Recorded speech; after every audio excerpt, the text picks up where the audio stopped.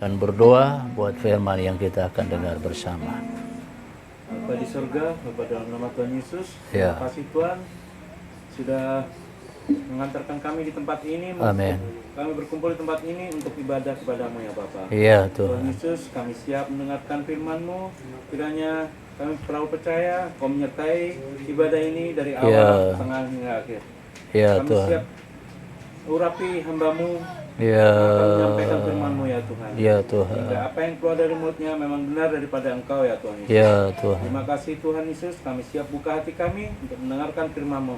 Iya. Dalam nama Tuhan Yesus kami berdoa dan mengucap syukur. Haleluya. Amin. Amin. Puji Tuhan, silakan duduk.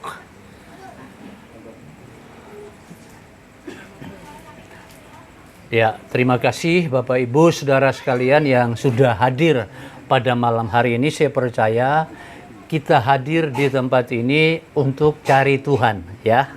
Bukan mau ketemu sama Pak Anton atau Ibu, bukan ketemu sama kita, tapi kita semua datang di tempat ini adalah kepingin ketemu dengan Tuhan. Dan saya percaya Tuhan ada di dalam kehidupan kita masing-masing, ya. Ini tempat pertemuan. Tetapi sesungguhnya bahwa bait Tuhan itu adalah diri kita sendiri, ya. Ya, kita ini adalah baitnya Tuhan, baitnya Roh, dan Roh itu ada di dalam diri kita. Makanya di tempat inilah kita saling mengingatkan. Saya khotbah hanya mau mengingatkan kita semua untuk kita punya tujuan yang sama. Kita cari Tuhan, kita dapati Tuhan, dan kita bisa bertemu dengan Tuhan, sehingga apa yang Tuhan janjikan dalam kehidupan kita, kehidupan kekal nantinya, kita semua boleh miliki itu, ya. Nah, hari ini saya bicara tentang tak ada yang tersembunyi di hadapan Tuhan, ya. Mau orang kaya, mau orang miskin, anak kecil, orang dewasa, semuanya terlihat di hadapan Tuhan. Wong kita loh debu, ya. Debu tanah. Kita ini loh, apa namanya, di dunia ini hanya telapak kaki Tuhan berpijak, terlalu kecil dunia ini. Jadi siapa kita? Kita ini manusia yang tidak bisa menyembunyikan diri. Ya, tadi Pak Salam bilang Tuhan yang melihat semuanya, ya. Tuhan yang tahu kita semuanya. Kita datang ibadah ini motivasinya opo, ya. Golek duit, golek mujizat, golek opo maneh? Berkat atau golek Yesus? Golek Yesus. Kadang gereja ini lali, wis.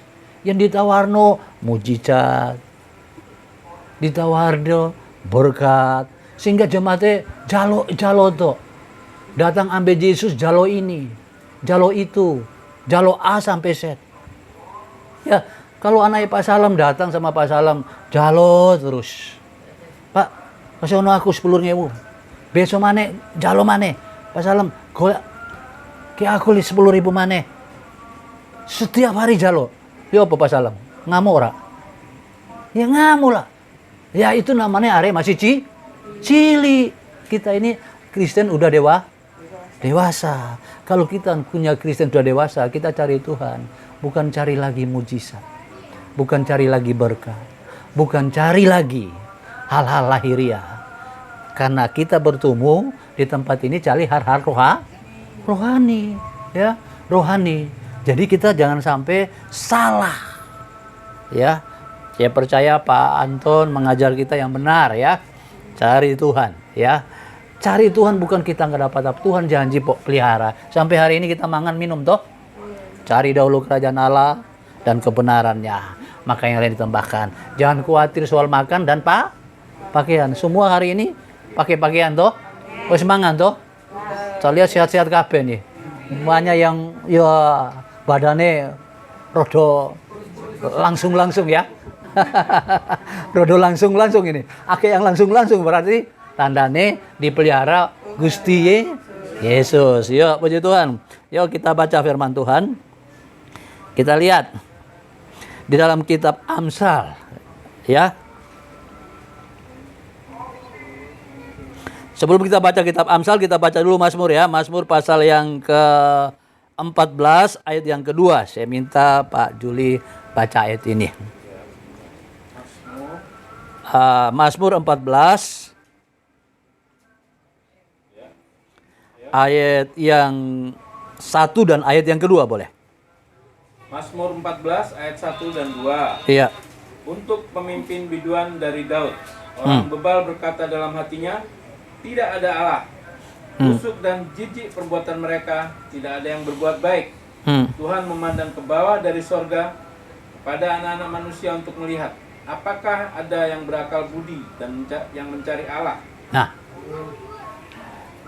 Tuhan ini ngomong ambe umate, ya, yang ngaku diri umate, sekarang tidak mengakui bahwa Tuhan itu ada. Ya, ayat yang pertama diomong seperti ini, ya, sama Tuhan. Orang bebal itu berkata dalam hatinya. Bebal itu berkata dalam hatinya. Tuhan tahu enggak? Dia berkata dalam hati, belum omong loh. Ya, apa omongnya? Ndak ono Allah. Nggak ada Allah. Berkata dalam hati, itu dia Tuhan sudah tahu. Jadi apapun yang timbul di hatimu saat ini, Tuhan tahu. Kita kemerunsung, kita kecewa, kita marah, kita ngomel, itu Tuhan Yesus tahu. Kenapa? Dia ada di dalam diri kita. Orang yang demikian dikatakan orang bebal. Masa dengar firman Tuhan tidak berubah terus? Ya, harusnya kalau dengar firman Tuhan pasti ono perubahan. Dunia ini ono masalah. Wong dunia kono punya masalah, kita juga punya masalah. Ya, kenapa? Bagi kita bagi kita kalau orang angkat sampah, kita punya sampah nggak diangkat, masalah enggak?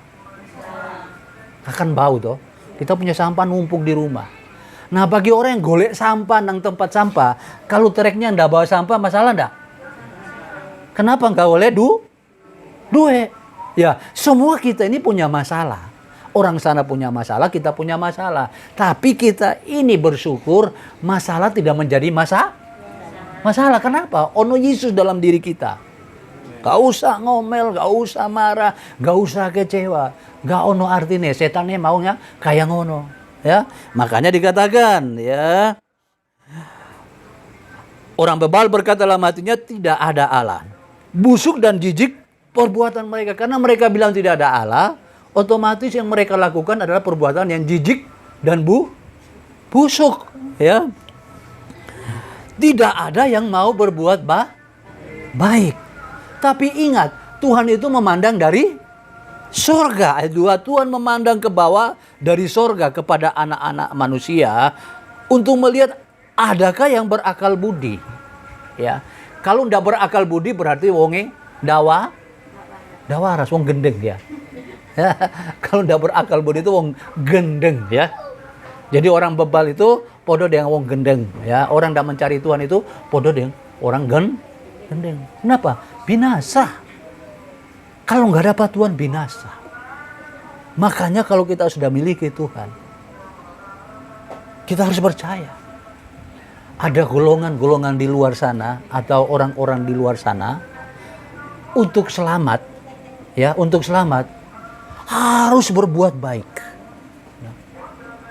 harus beramal banyak, ya, harus kasih banyak rezeki. Nah, kalau surga ditentukan ngono, kita bisa masuk surga enggak? Gak bisa, wong kita ini gak ono opo-opo untuk kita bisa ngei kakek. Kalau surga ini kita dapat dengan kita banyak berbuat, memberi yang banyak kepada orang, ya, kita gak bisa masuk surga. Sebab kita gak bisa berbuat seperti itu. Tapi firman Tuhan katakan kita ini diselamatkan bukan karena perbuatan baik kita, karena Tuhan lihat tidak ada yang bisa berbuat baik. Sejak zaman dulu sampai sekarang gak ono manungso yang bisa berbuat baik, semuanya berbuat jahat. Tapi oleh karena Tuhan ini kasih kehidupannya. Dia datang sebagai manusia dan kemudian berkorban di atas kayu salib.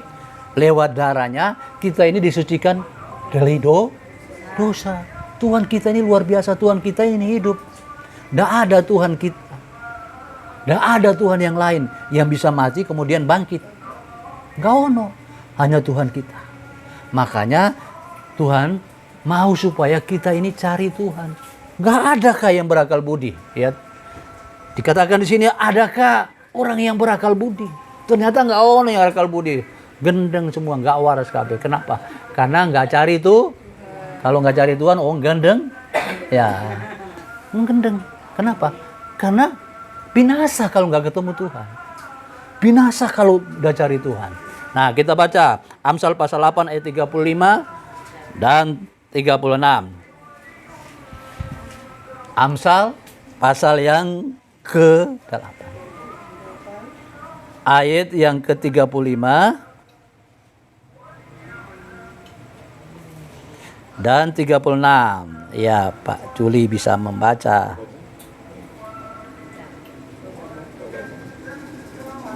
Oh, ya. Karena siapa mendapatkan aku, mendapatkan hidup dan Tuhan berkenan akan dia. 36. Tetapi siapa tidak mendapatkan aku, merugikan dirinya.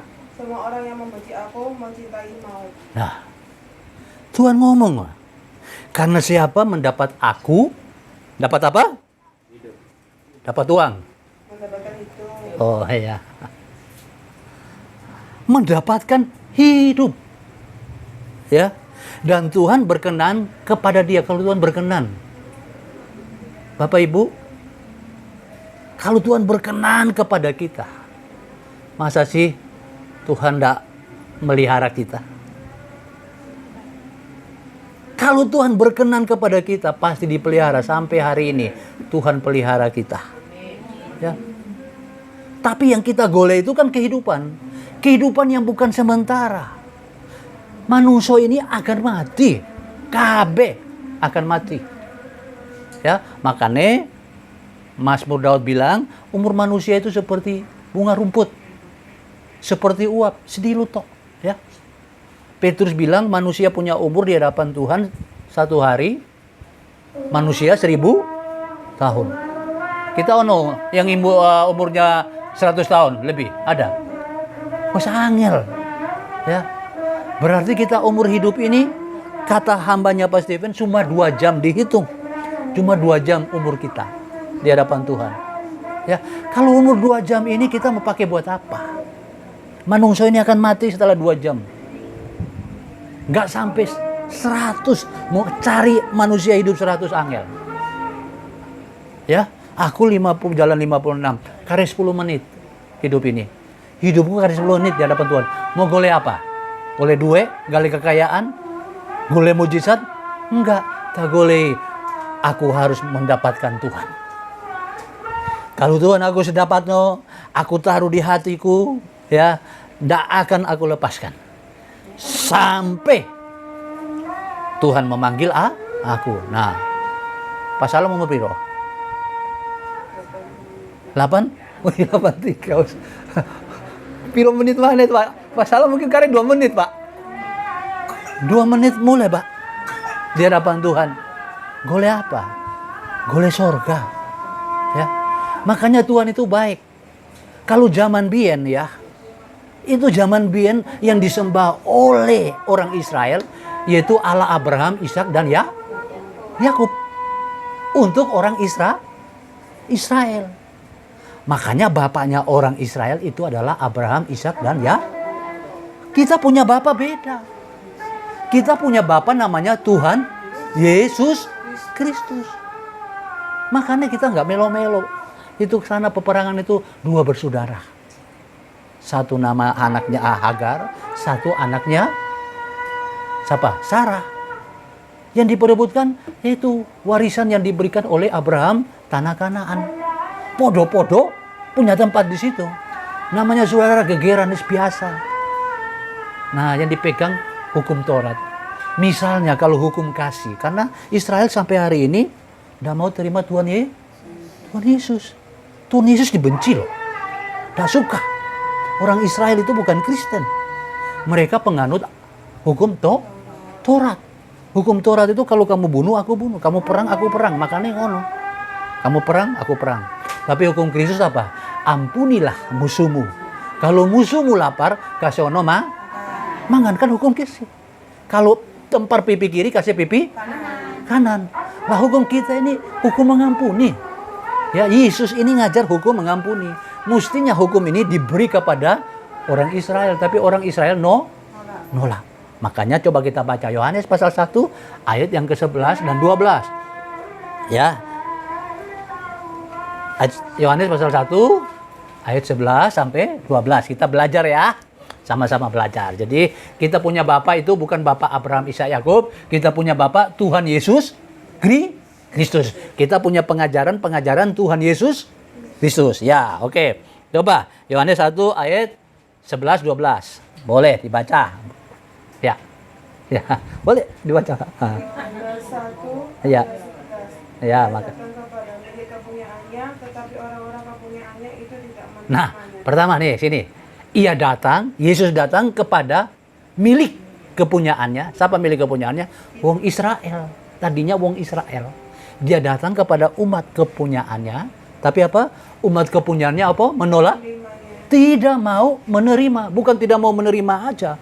Membenci sampai membunuh, menyalibkan Tuhan Yesus. Tidak mau. Nah, ayat 12 ini kita. Ya. Tetapi semua orang yang menerimanya. Tapi semua orang, ya siapa saja, semua orang, suku, bangsa, bahasa, siapa saja. Dikatakan semua orang, ya, menerimanya, iya. diberinya kuasa supaya menjadi Anak. anak-anak Ah, Allah, yaitu mereka yang percaya dalam namanya. ya, sampai situ. Jadi siapa saja yang menerima Tuhan Yesus diberi kuasa apa? Jadi apa? Anak-anak Allah. Bukan anak-anak Abraham. Kita ini anak-anak Allah. Ya. Jadi kita ini punya status luar biasa anak Allah. Nah, anak Allah ini gak gampang. Mesti harus terima. Ada banyak orang tidak mau menerima. Karena tadi Amsal bilang malah membenci. Ya. Ayat yang ke-36. Coba saya baca ayat 36 ya. Dari Amsal tadi. Tetapi siapa tidak mendapatkan aku merugikan dirinya. Ya. Semua orang yang membenci aku. Berarti ada yang membenci. Siapa yang membenci aku mencintai maut. Sekarang banyak yang benci nama Tuhan Yesus. Kalau dulu mungkin ada yang lain yang membencinya. Penuh anjing mungkin.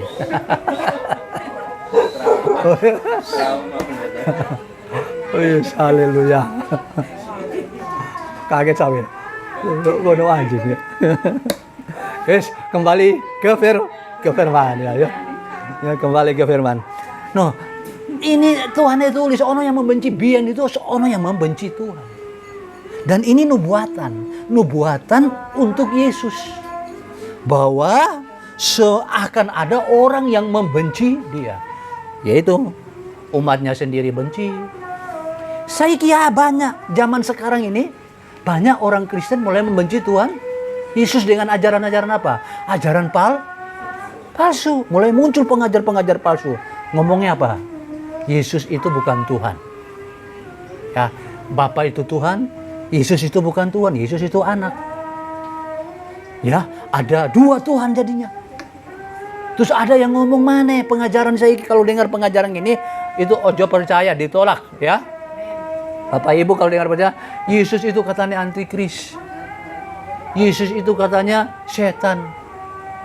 Yesus itu katanya Lucifer. Ini saiki pengajaran kebencian yang coba diberikan oleh orang-orang Kristen sendiri. Makanya Yohanes bilang antikris itu bukan datang dari luar, tapi datang dari saudara-saudara kita sendiri. Karena mereka tidak sungguh-sungguh untuk mengikut Tuhan Yesus. Nerima pengajaran-pengajaran yang aneh-aneh. Ya. Pengajaran-pengajaran yang membenci Tuhan Yesus Kristus. Tapi kita, Amsal berkata, kalau dapat Tuhan Yesus, kita dapat kehidupan. Karena Yesus berkata, akulah jalan, apa? Oh, Yohanes biru itu 14 6. Aku jalan, aku kebenaran, aku kehidupan. Dia jalan, dia kebenaran, Dia kehidupan. Tidak ada Tuhan yang seperti itu. Makanya kalau kita sudah dapat itu, kita dapat kehidupan. Siapapun juga, mau orang miskin, mau orang kaya. Ya, mau saya, mau saudara, siapa saja yang dapat Tuhan Yesus, yang percaya, yang menerima Tuhan Yesus, diberi hak anak-anak Allah, dan Tuhan janji kita ini akan mendapat sorga. Maka itu yang harus kita kejar. Ya, ojo kejar dunia.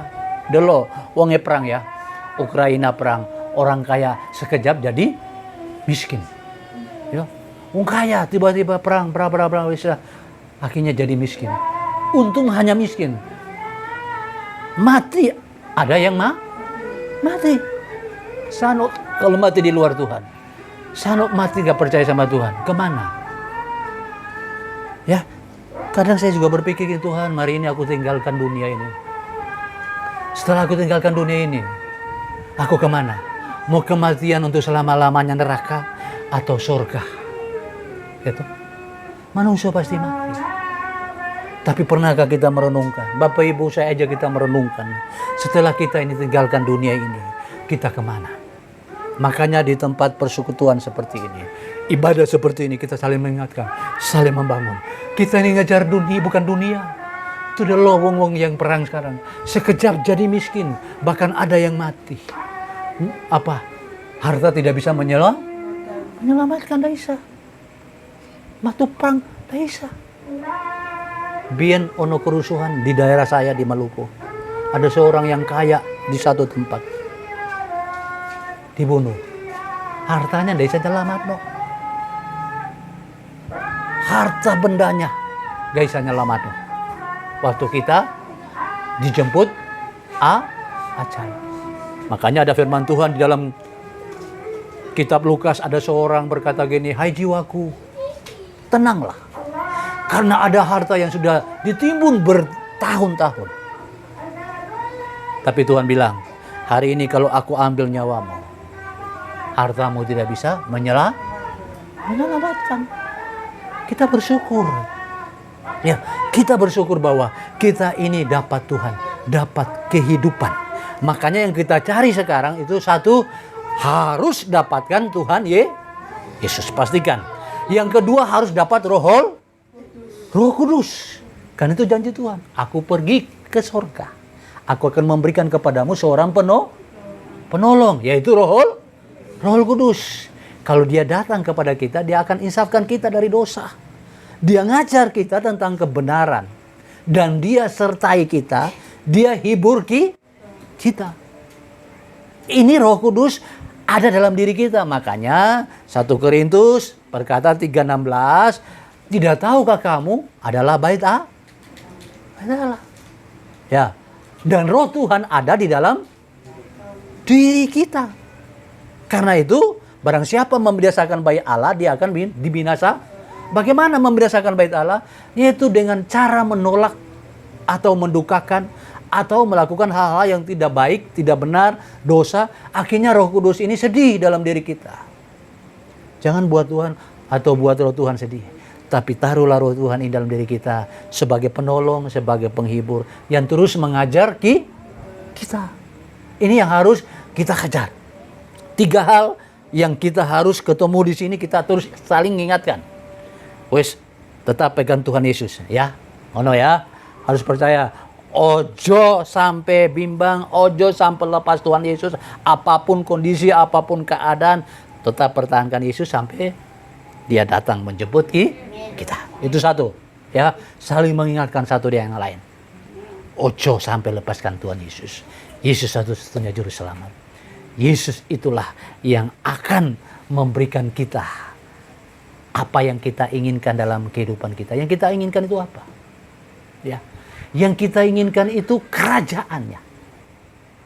Kerajaan surga. Makanya Tuhan bilang, cari kerajaan surga. Siapa yang sudah dapat kerajaan surga di sini? Siapa yang sudah dapat kerajaan surga? Loh, belum. Semua. No, kerajaan surga sudah kita dapat. Ya, kata Tuhan, carilah kerajaan surga dan kebenaran. Kita sudah dapat. Ya, nanti kebenaran itu apa? Surga itu apa? Nah, kita baca ya, supaya kita ini tidak ragu lagi, tidak bimbang lagi. Kita ini tetap betul-betul suka cita. Yuk, kita baca. Ya, Roma pasal yang ke-14 ayat 17. Karena Yesus berdoa begini, ya. Jadilah kehendakmu di bumi seperti di sorga. Datanglah kerajaanmu. Ya, kerajaanmu Tuhan sudah datang. Datangnya di mana? Di hati kita ndak bisa, rumah kita ndak bisa kita tampung. Segede apapun kerajaan sorga tidak bisa kita tampung. Karena kerajaan sorga itu besar. Tapi kerasaan sorga itu kita rasakan lewat apa? Lewat kebenaran, lewat suasananya yang ada di dalam kehidupan kita. Ayo, kita baca Amsal. Sorry. Oh, hebat ya. Berarti serius semua ini ya. Serius semua. Sengaja memang. Supaya ini betul-betul serius atau enggak. Bukan alasan. Oke, kita baca Roma 14 ayat 17. Yuk. Kita baca sama-sama aja ya. Biar lebih yakin, lebih pas dan tidak ragu, bimbang apapun kondisi keadaan kita ya. Oke, sudah dapat, kita baca bersama ya. Roma 14 ya. Ayat berapa? 17. Ayat 17. Oh, pintar-pintar jemaatnya Pak Anton ini luar biasa. Ayat 17. Jemaat Tuhan. Maksudnya dipercayakan ke Pak Anton. Bukan jemaatnya Pak Anton, bukan dombanya Pak Anton. Jemaat dan dombanya Tuhan. Cuma dipercaya supaya digembalakan dengan dikasih makan yang baik ya. Oke, 17 sama-sama. 1, 2, 3.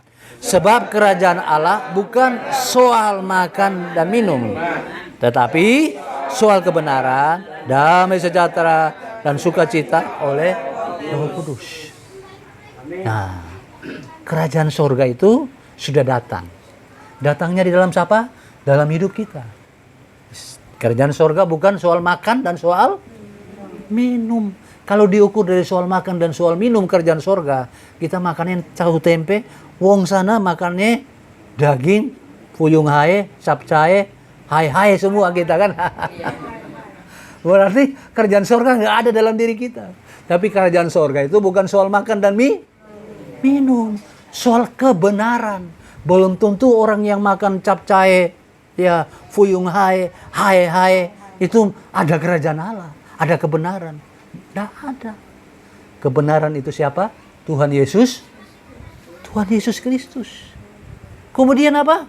Damai sejahtera. Ya. Damai sejahtera. Walaupun mangan tidak mangan, yes. Tetap ada sukacita. Kerajaan sorga kok dalam hati. Sampai hari ini saya percaya Bapak Ibu mangan toh. Walaupun hanya tempe tahu, tetap aku juga mangan wis. Ya, nasi. Ya. Aku kadang-kadang ngomong sama istriku, tak bikin nasi goreng tobelo. Nasi gorengnya apa tobelo itu? Nasi ampe garam, ampe bawang. Krok. Makanya enak sukacita. Toh? Bukan soal makan dan soal minum kok. Atau dipikirin soal damai sejahtera. Oh, jangan sampai gara-gara makanan kita kehilangan damai sejahtera. Hari ini aku makan tempe, aku tahu ya. Terus akhirnya kebunsungan, rodo, mangkel, kok mangannya kayak itu. Tidak bersyukur mana. Padahal 1 Tesalonika pasal 5, ya, ayat 16, 17, 18 berkata apa? Sukacitalah. Nah, kalau orang sukacita bisa berdoa. Doanya apa isinya? Mengucap syukur dalam segala hal. Itulah yang dikehendaki Tuhan dalam kehidupan kita. Kalau orang sukacita itu bisa berdoa, mengucap syukur, doanya ucapan syukur walaupun tempe tahu. Matur nuwun Yesus. Aku memiliki sukacita. Sukacita ini tidak dibeli di toko sukacita. Sukacita itu diberikan oleh Roh Kudus. Makanya jemaatnya di tempat ini, jemaat Tuhan, mukanya seperti bulan cap gome kabeh. Lontong gomek. Ya, senyum-senyum terus ya. Ya. Hati gembira itu adalah obat yang manjur. Kenapa? Karena Roh Kudus. Ya, Roh Kudus memberikan sukacita, memberikan damai sejahtera. Ini tidak dimiliki orang lain, dimiliki oleh Bapak, Ibu, kita semua. Makanya jangan gara-gara makanan berantem. Ya, jangan gara-gara makanan terus akhirnya ya merajuk, ya kecewa, nolak Yesus. Yesus berkata, berbahagia mereka yang tidak kecewa dan menolak aku. Kapan waktu itu mereka nolak? Mari Yesus kasih makan 5.000 orang. Dari 2 ikan 5 roh. Waduh, makan kabeh. Sisa berapa bakul? 12 bakul. Langsung buang-buang beritahu kabeh. Wih, mangan sampai kenyang. Ono sisane maneh. Yesus berikan mujizat, diberitahu kabeh. Wong datang kabeh lagi. Datang sama Yesus, golei, maka. Lalu Yesus bilang gini, akulah roti hidup. Dia ndak bikin lagi mujizat, dia mau beritahu tentang dirinya dia. Akulah roti hidup. Kalau kamu makan aku, kamu tidak akan kelaparan lagi. Maunya itu Tuhan itu rohmu itu loh. Terima aku. Ya, taruh. Karena roh ini yang beri hidup, bukan tubuh. Kalau roh ini diambil, seganteng Pak Salam pun iso apa-apa. Kan? Wis roh diambil ya. Nah, roh ini yang perlu dikeimangan. Mangan apa? Makanannya kebenaran, makanannya damai sejahtera, makanannya sukacita, makanannya Roh Kudus. Maka ini perlu dikeimangan, ya. Roh ini supaya roh ini jadi kuat, ya. Jadi hidup, jadi dewasa, jadi kuat, nggak pengaruh dengan kondisi dan keadaan. Tuhan kita luar biasa. Ya. Kalau seandainya Tuhan ini hanya untuk orang Israel, sano kita tidak ada yang selamat. Dan kalau Tuhan kita sama seperti hukum yang lama, berdosa mesti sembelih domba, sembelih lembu, sembelih burung dara, sembelih kambing. Dah iso kita ini. Ya, dah iso. Berdosa, berzina dilempar batu.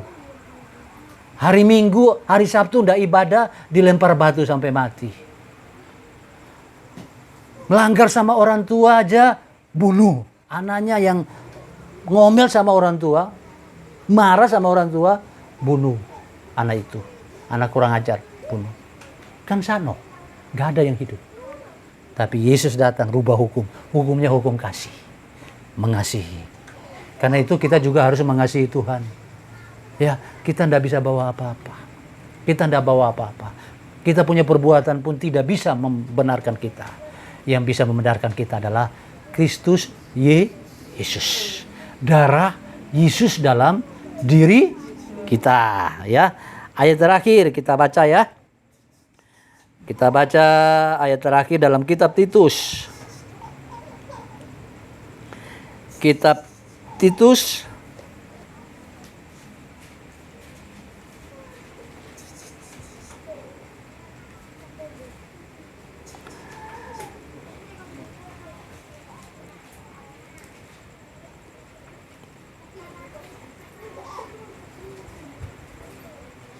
pasal yang ketiga.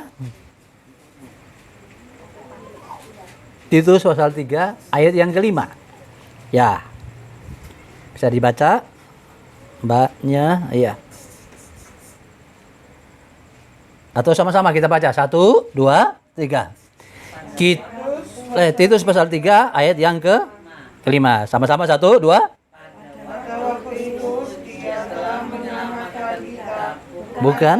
Perbuatan baik yang telah kita lakukan. Ya. Tetapi karena rahmat-Nya oleh penyakit yang telah kita kembali dan oleh pembaruan yang dikerjakan oleh Roh Kudus. Nah, dikerjakan mana oleh Roh Kudus. Bukan karena perbuatan baiknya kita. Jadi luar biasa Roh Kudus. Setelah darah Yesus menyucikan kita, Roh Kudus memimpin kita. Roh Kudus menolong kita. Roh Kudus bawa kita untuk hidup di dalam kasih karunia keselamatan daripada Tuhan Yesus. Sehingga Roh Kudus ini nanti yang tahu persis bahwa kita kepada keselamatan. Waktu kita ketemu, Roh Kudus yang jemput roh kita bawa sana. Makanya udah sampai lepas Roh Kudus. Kalau Roh Kudus daono angeles, gak bisa selamat. Roh Kudus ini akan bawa kepada kita untuk bertemu dengan Bapa kita, yaitu Yesus Kristus. Ojo dukakan Roh Kudus. Pertahankan Roh Kudus dalam diri kita sebagai penolong. Tak kala kita mungkin saat ada masalah, Roh Kudus bantu aku tetap kuat untuk mempertahankan Tuhan Yesus Kristus dan imanku, percayaku kepada Tuhan Yesus Kristus, sehingga tidak ono goyah lagi. Sehingga kita nggak ada masalah. Kenapa? Ono kerajaan sorga, ono damai sejahtera, ono sukacita. Masalah boleh datang, tapi tidak membuat kita ini kehilangan damai dan sukacita. Roh Kudus ini yang dianugerahkan kepada kita menjadi karya keselamatan juga. Setelah penebusan darah Yesus Kristus. Sehingga semua kita yang sudah terima Roh Kudus. Berapa banyak sudah terima Roh Kudus ini? Amen. Nah, pekerjaan Roh Kudus apa tadi? Menuntun kita kepada kebenaran. Siapa kebenaran? Tuhan Yesus Kristus. Mengajar kita tentang apa yang sudah disampaikan oleh Tuhan Yesus. Dia, Roh Kudus, sudah menyampaikan di luar dari perkataan Yesus. Kalau ono orang yang menyatakan Roh Kudus bicara kepada saya, Pak Salam akan dapat duit 1 miliar. Nah, itu roh setan itu, Pak. Itu roh setan. Nggak ada. Roh Kudus itu pasti ingatkan. Ingat. Tetap pertahankan status sebagai anak Allah. Tetap percaya Tuhan Yesus Kristus. Tetap pertahankan yaitu sorga yang sudah Tuhan janjikan. Karena Tuhan janji Yohanes 14:1-2, aku pergi ke sana menyediakan tempat bagimu. Kalau aku sudah sediakan, aku kembali jemput engkau. Dan membawa kamu ke sana. Di mana Tuhan berada, kita pun berada.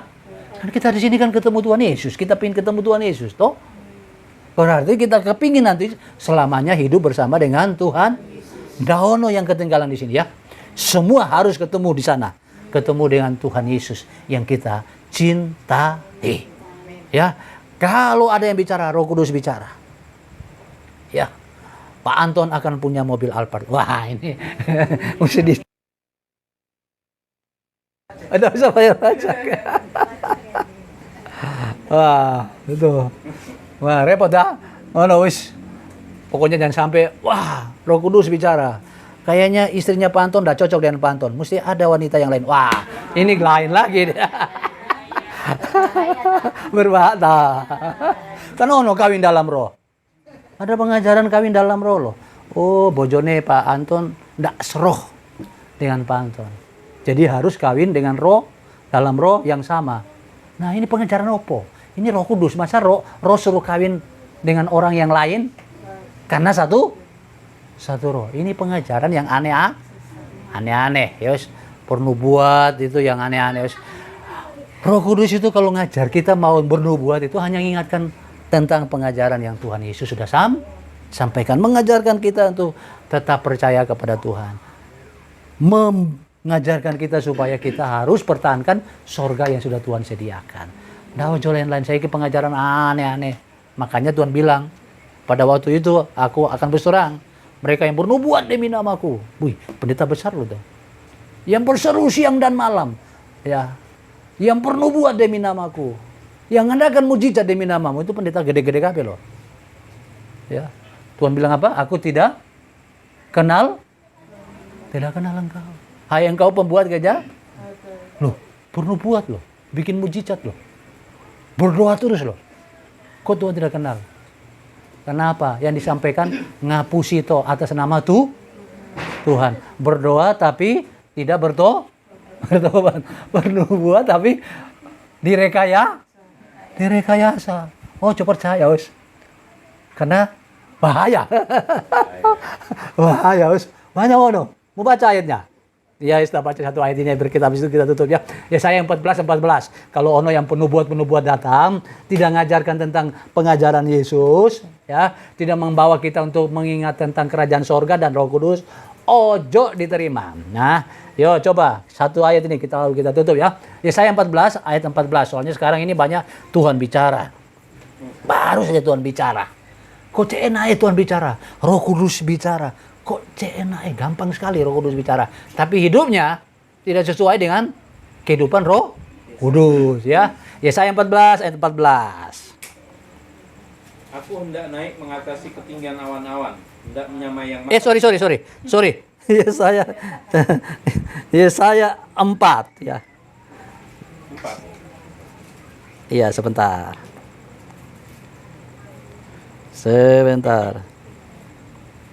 Oh, salah, bukan Yesaya. Yeremia 14. 14 benar. Maksudnya tadi itu. Ya, Yeremia 14. Jadi kalau ono yang datang bernubuat, aku dengar suara Tuhan. Itu suara terus janji-janjinya. Pan orang bernubuat itu janji-janjinya loh. Kamu akan usahanya berkembang maju pesat. Nah, kamu akan diberkati melimpah-limpah. Nah, itu janji palsu. Kenapa wong kalau dia bisa bernubuat, dia sendiri aja loh, hidupnya masih susah loh. Sama dengan para dukun. Ya, kamu akan dapat kuasa, dia sendiri ndak ono kuasa. Ada kuasa bodoh wae wis. Oke. Yeremia 14. Yeremia 14 ayat 14. Ayo. Jawab Tuhan kepadaku, para nabi itu bernubuat palsu. Loh, nabi. Kalau nabi berarti itu jabatan Tuhan. Para nabi itu apa? Bernubuat palsu. Tentang aku. Ya, terus? Aku tidak mengutus mereka. Loh, aku ini tidak mengutus mereka, tapi ngaku-ngaku. Aku utusan Tuhan. Roh Kudus bicara. Tuhan bicara sama aku. Nah, ini kadang-kadang banyak. Terus? Tidak memerintahkan mereka dan tidak berfirman kepada mereka. Aku tidak ini memerintahkan mereka, tidak berfirman kepada mereka. Tapi apa yang mereka lakukan? Mereka menubuatkan kepadamu penglihatan bohong, ramalan kosong, dan tipu rekaan hatinya sendiri. Nah, mereka ini menubuatkan apa tadi? Penglihatan bohong. Ya, penglihatan bohong. Nubuatan palsu. Dan juga rekaan ramalan kosong dan rekaan hati sendiri. Nah, ini yang sering terjadi. Makanya kalau ono nubuatan tes dulu. Kalau nubuatan ini membawa kita untuk memahami pengajaran Tuhan yang benar, ya. Kalau mengingatkan kita tentang kerajaan sorga, membawa kita untuk menjaga Roh Kudus dalam diri kita ini supaya tetap menjadi peran utama menguasai seluruh aspek kehidupan kita itu. Ojo janji-janji wis. Ya. Banyak yang dijanjiin, banyak yang dikecewa karena janji itu tidak terjadi. Karena apa? Penglihatan palsu, nubuatan palsu dan rekan-rekan hatinya sendiri. Uji, kata Tuhan, uji roh itu. Ya, jadi kita tes, kita uji. Ya. Kalau sudah janji-janji yang yang enak-enak, ya itu sudah dites gitu. Itu pasti ujung-ujungnya tidak benar. Ujung-ujungnya palsu. Ya. Jadi hari ini saya mau katakan kepada kita dilihat Tuhan saat ini, tidak ada yang tersembunyi. Kita datang kepada Tuhan cari apa? Saya percaya jemaat Tuhan di sini cari Tuhan, ya. Dapatkan Tuhan dan tidak pernah lepaskan Tuhan. Yang kedua, ya, cari Roh Kudus. Dan Roh Kudus sudah ada dalam hati kita. Kita tidak akan biarkan Roh Kudus itu keluar dari diri kita. Yang ketiga, kerajaan sorga. Suasananya sudah kita dapat, damai sejahtera, sukacita dalam Roh Kudus dan kebenaran. Nanti tempat yang sebenarnya waktu kita meninggal, kita ke sana bersama Tuhan di dalam kerajaan kekekalan untuk selama-lamanya. Amin. Oke, kita tutup kepala, kita berdoa. Haleluya. Bapa dalam sorga, dalam nama Tuhan Yesus Kristus, hamba sudah berhenti untuk berbicara dengan semua kesederhanaan untuk membawa kami mengerti apa yang menjadi maksud dari kepada kebenaran. Hamba percaya Roh Kudus akan memberikan pengertian kepada semua kekasih-kekasih Tuhan, anak-anak-Mu Tuhan di tempat ini, sehingga mereka memahami sebenarnya arti dari panggilan Tuhan dalam hidup mereka. Pada waktu Tuhan melihat mereka, mereka punya hati mencari Engkau dan mendapatkan Engkau dan tidak pernah melepaskan Engkau. Tuhan dapati mereka memiliki Roh Kudus yang mereka rindukan. Dan Roh Kudus itu terus bertumbuh dan menguasai seluruh aspek hidup mereka. Dan mereka terus menantikan janji Tuhan. Sampai Tuhan bawa mereka kembali, membawa kami semua kembali. Bertemu muka dengan muka di dalam kerajaan sorga yang sudah Tuhan sediakan. Tempat-tempat kami yang sudah Tuhan sediakan di sorga. Terima kasih Tuhan. Terima kasih. Dalam kesempatan ini pun kita berdoa bersama ya. Untuk negara kami Indonesia yang saat akan menghadapi pesta demokrasi pemilihan DPR, MPR, pemilihan presiden dan wakil presiden di tahun 2024. Kami minta Tuhan keamanan, ketentraman daripada Tuhan.